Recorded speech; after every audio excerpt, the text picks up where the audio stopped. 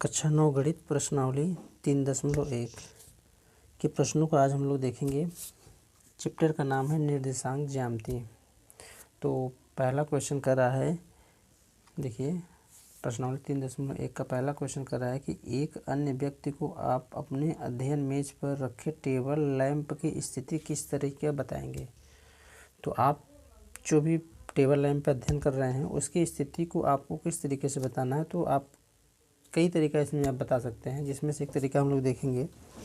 जैसे भाई सबका अलग अलग टेबल लैंप है ना, का अलग अलग जो उनका कोर होगा वो अलग अलग होगा, तो अलग अलग तरीके से इसको हम बता सकते हैं। तो देखिए एक चित्र बनाएंगे हम लोग इसमें। पहले वाले में देखिए बच्चों, मान लेते हैं हमारा ये कोई टेबल लैंप है, यहाँ पे रखना है,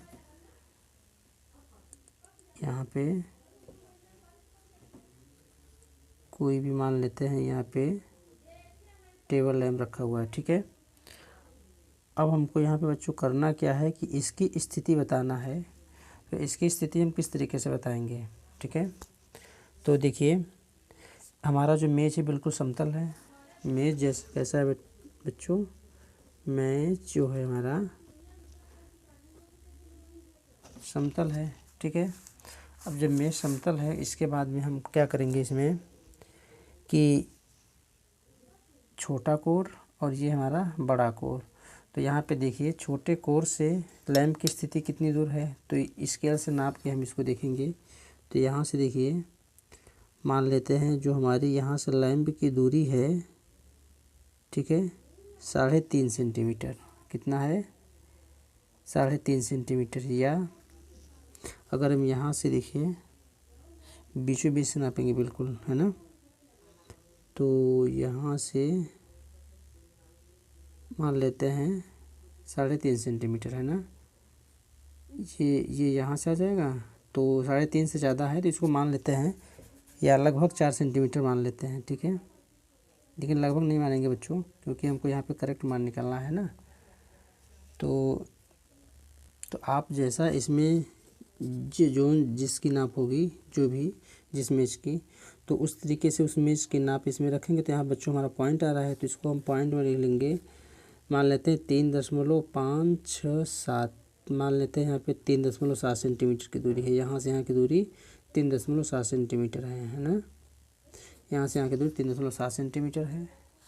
और ये देखिए यहाँ से यहाँ की दूरी अगर देखेंगे हम तो 2 सेंटीमीटर की है।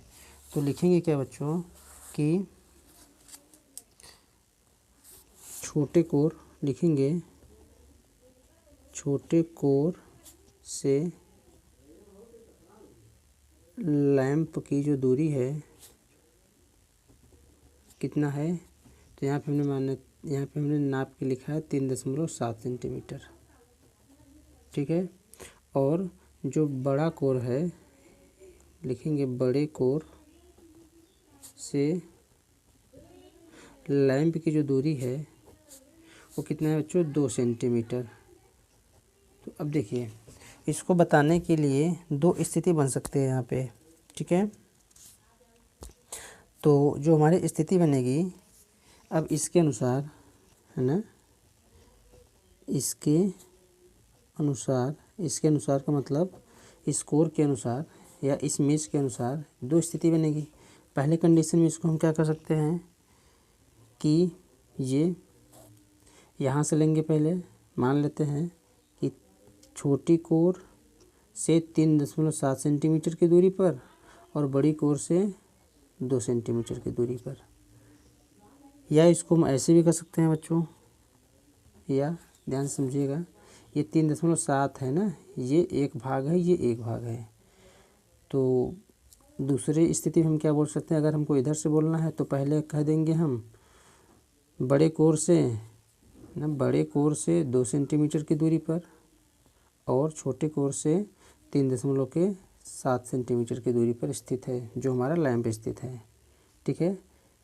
तो इस तरीके से आपका जो भी मेज साइज होगा आपका अलग अलग मान निकल के आएगा बच्चों, कोई सेम मान नहीं होगा कि आंसर भी इसका अलग अलग आएगा। जब मेज का मान अलग अलग है, कोर जो भुजा है इसकी जब मान अलग अलग होगा तो आंसर का मान भी अलग अलग ही आएगा। तो इस तरीके से हम ऐसे क्वेश्चन को सॉल्व कर लेंगे, ठीक है बच्चों।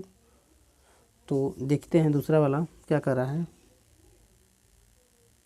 तो इसमें देखिए बस यही इन्होंने पूछा था कि टेबल लैंप की स्थिति किस तरह बताएंगे। तो आपकी जो टेबल लैंप जिस जिस कोर में या जिस जिस भुजा की होगी, जितनी लंबाई चौड़ाई होगी, उस तरीके से अनेक अनेक मान आएंगे इसमें। देखिए दूसरा कर रहा है क्वेश्चन, सड़क योजना एक बनाना है हमको। एक नगर में दो मुख्य सड़कें हैं जो नगर के केंद्र पर मिलती हैं। तो चलिए इसको पढ़ते रहेंगे बच्चों, हम धीरे धीरे इसको बनाते हुए चलेंगे। देखिए दूसरा क्वेश्चन है, कह रहा है एक नगर में दो मुख्य सड़कें हैं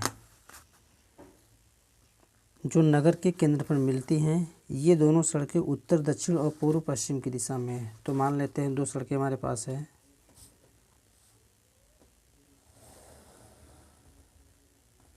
एक सड़कें और जो दूसरी सड़कें हैं ये पूर्व पश्चिम की दिशा से गई हैं।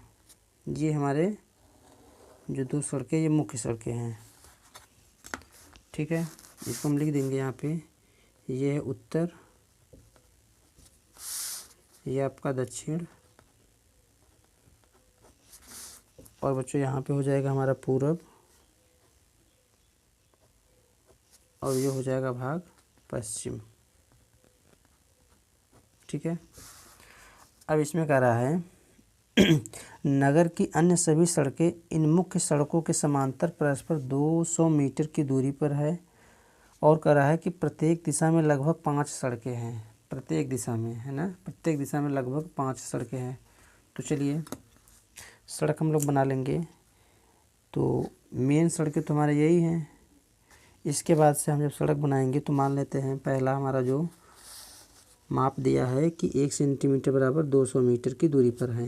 तो देखिए 1 2 3 4, और इधर से भी देख लेंगे, ठीक। और यहाँ से बच्चों इसको पहले डॉट डॉट हम यहाँ पे बना लेंगे पॉइंट, चूँकि सेंटीमीटर हमारा जो दूरी हो सेम हो,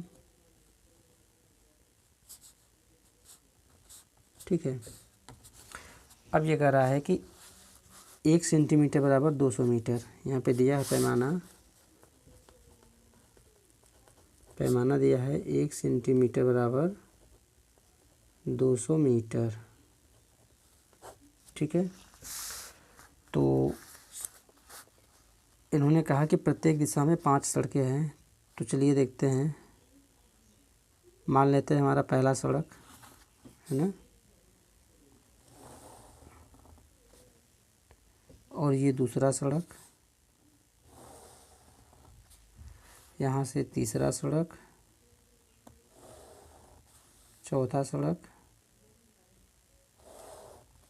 पांचवा सड़क, ठीक। इस प्रकार इधर भी हम इसको बना लेंगे। तो नाम भी रख देंगे बच्चों यहाँ पे कि मार्ग पहला या फर्स्ट, यहाँ पे लिख देंगे ये पहला मार्ग है, ये दूसरा मार्ग है, ये आपकी मेन सड़क नहीं, ये मेन सड़क है, हाँ ये वाली सड़कें जो हैं मेन है। और ये तीसरा मार्ग है, ये चौथा मार्ग है, और ये पांचवा मार्ग है, ठीक है। इधर से भी देखिए बच्चों हम 5 सड़कें निकालेंगे। तो ऊपर से देखते हैं, देखिए मान लेते हैं हमारा ये पहली सड़क है पूरा पश्चिम की दिशा से, ये दूसरी सड़क है, ये तीसरी सड़क है, और ये चौथी सड़क, ये पांचवी सड़क। इसको भी मान लेंगे, ये पहला मार्ग, ये दूसरा मार्ग, ये तीसरा मार्ग, सॉरी ये दूसरा, ये तीसरा मार्ग, और ये चौथा मार्ग, और ये पांचवा मार्ग, ठीक है। अब देखिए आगे क्या कर रहा है, देखिए